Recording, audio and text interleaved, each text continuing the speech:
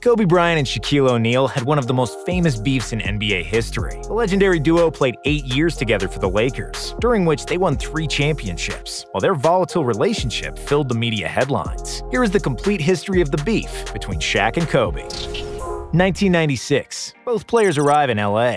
In 1996, the Lakers GM Jerry West got 2 superstars over one summer. He signed the already critically and publicly acclaimed Shaq and traded for the diamond in the rough, 17-year-old Kobe. Even though Kobe was the youngest player in the league, he wasn't your usual rookie. From the get-go, he stood out. With his European background, confidence, and standoffish arrogance, Kobe believed he was the best, and he spent no time telling everyone, which rubbed some of his older teammates the wrong way. During the first meeting with the team, when the new players were introducing themselves, Kobe said this: "I'm Kobe Bryant. I dominate everything. I ain't going to be punked by anybody in the NBA." There were early signs that Kobe will be a handful, both for his opponents and his own team. But those were still the good old days, where he was just an 18-year-old rookie who enjoyed basketball and mostly respected his older teammates. Shaq jokingly called Kobe Showboat because of his flashy moves and cheeky personality. When Bryant shot 4 air balls against Utah in the playoffs, Shaq came over and hugged him in support. First fight.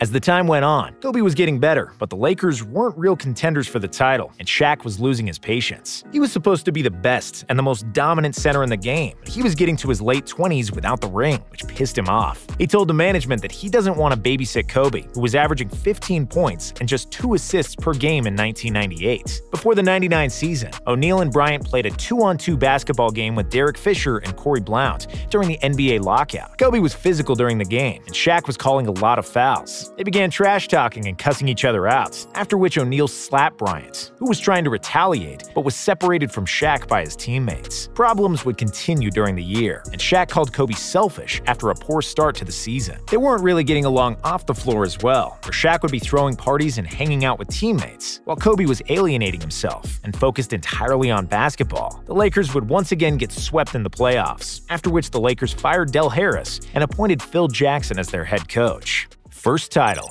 With the arrival of Phil Jackson, everything clicked for the Lakers. Shaq respected Phil because he had already won 6 championships with the Bulls, and O'Neal was extremely motivated to finally win one too. He got into the best shape of his life, and it showed. Shaq was a dominant player as soon as he stepped into the league, but in 2000, he was a different beast and was absolutely unstoppable. The Lakers had the best record in the league, and Shaq averaged 30 points, 14 rebounds, 4 assists, and 3 blocks, and he deservedly won the MVP award. He was on a mission that year, and that mission was to destroy everybody who got between him and Larry O'Brien. However, things weren't so smooth in the playoffs, where the Lakers trailed by 15 late in Game 7 of the Western Finals against Portland. But with a bit of luck, they produced a magical comeback, highlighted by an alley-oop from Bryant to Shaq, who slammed it home and sent the Lakers to the finals. There, they would beat the Pacers in 6 games after a spectacular series by Shaq and an outstanding performance from Bryant in Game 4, when O'Neal fouled out. When the final whistle sounded, Kobe jumped in Shaq's arms, and nobody could predict that this peachy moment wouldn't last for long. 2001. Fat Shaq.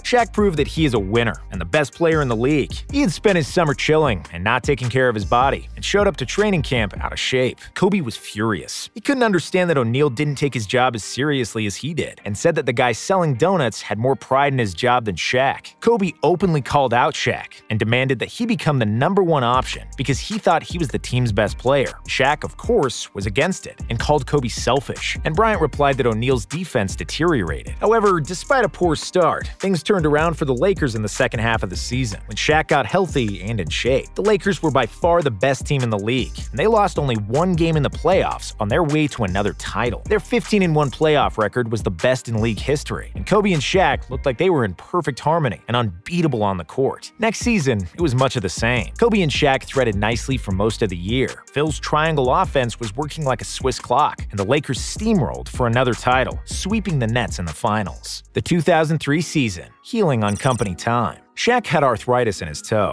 which bothered him during the three-peat. He could have had surgery right after the '02 finals, but he didn't want to spend the summer on crutches. Instead, he opted to get his toe fixed just when the Lakers training camp was about to start. "I got hurt on company time, so I'll rehab on company time," Shaq famously said, which didn't sit well with Kobe, who was busting his behind all summer to get better, as he always did. While he was recovering, Bryant was finally unleashed, and he had a 9-game streak where he scored at least 40 points. Once Shaq got back to the lineup, Phil Jackson made a decision that made Kobe furious. He told Bryant to score less and feed the ball to Shaq more because Jackson knew that Big Fella was sensitive and that he needed to be engaged offensively to commit to the team fully. Kobe was beyond mad, and he didn't want to be reined back in, which caused a new batch of arguments. The team finished with a 5th seed and lost in the conference semis to the Spurs. Kobe-Shaq chemistry was far from ideal, but the worst was yet to come. The 2004 season, the boiling point. Before the 2003-2004 season started, multiple events helped derail the Kobe and Shaq relationship. Shaq wanted a new contract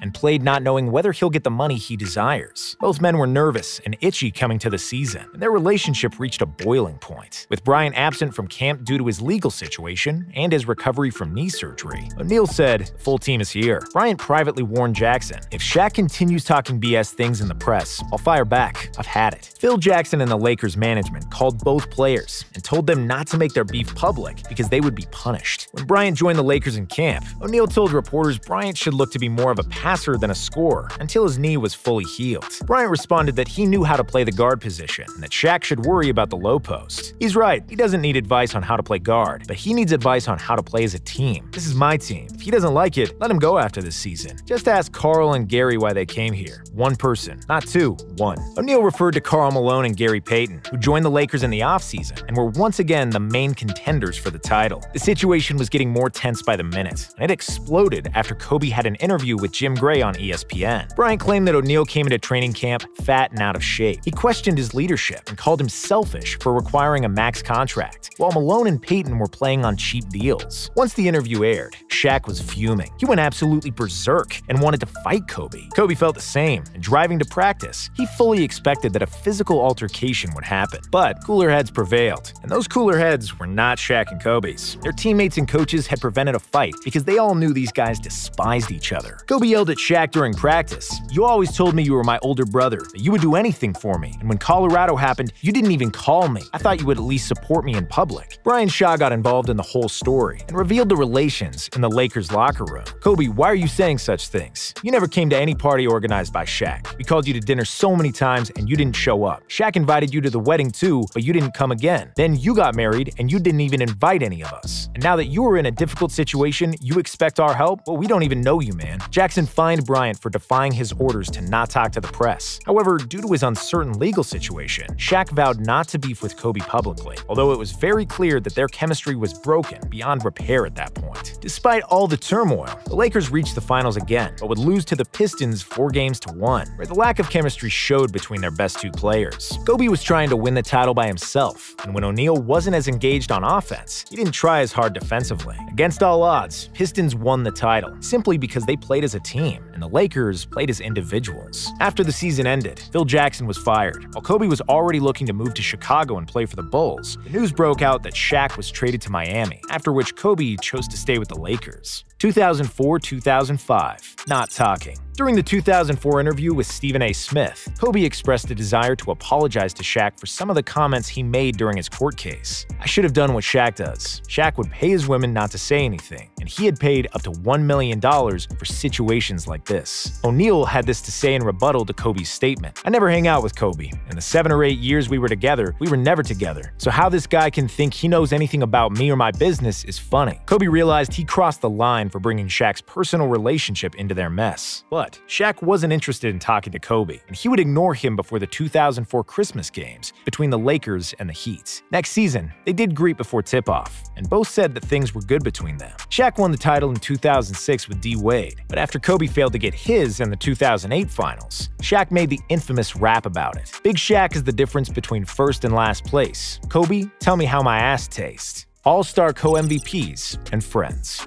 Kobe and Shaq would both represent the West in the 2009 All-Star Game, with Phil Jackson as the West head coach. Bryant and O'Neal got along great during the weekend, and were named the All-Star Game co-MVPs. Bryant ultimately gave the trophy to O'Neal's son Sharif, and it seemed like the beef was finally over. Kobe would go on to win the title that season, after which Shaq congratulated him on Twitter. Next season, Kobe won the title again, and delivered one of the best one-liners in the history of NBA press conferences. When asked what the title meant to him personally, Kobe smiled and said, "I got one more than Shaq. You can take that to the bank." Shaq once again congratulated on Twitter, and when asked about it, he said that he doesn't compare himself to guards, only to other big men. And even though he had said those things, he later admitted that he was beyond pissed in a one-on-one interview with Kobe in 2019. "When you won your 5th title, I tore my house up," Shaq said. It was just another example of how these two alpha males operated and how petty they actually were. However, after Shaq retired in 2011, their relationship got gradually better. They were always complimentary about each other in the media. If they stayed together in LA, they could have definitely won 1 or 2 more titles, but both were probably better off apart. Kobe wanted his own team to prove his worth as a player, and if Shaq stayed in LA, Kobe would have signed with the Bulls. However, despite all the beef, they will always be remembered as the greatest 1-2 punch in NBA history. Thank you for watching. Please don't forget to like and subscribe, as we put out videos like these every day. Let us know what you thought about this video in the comments, and what video you would like to see next.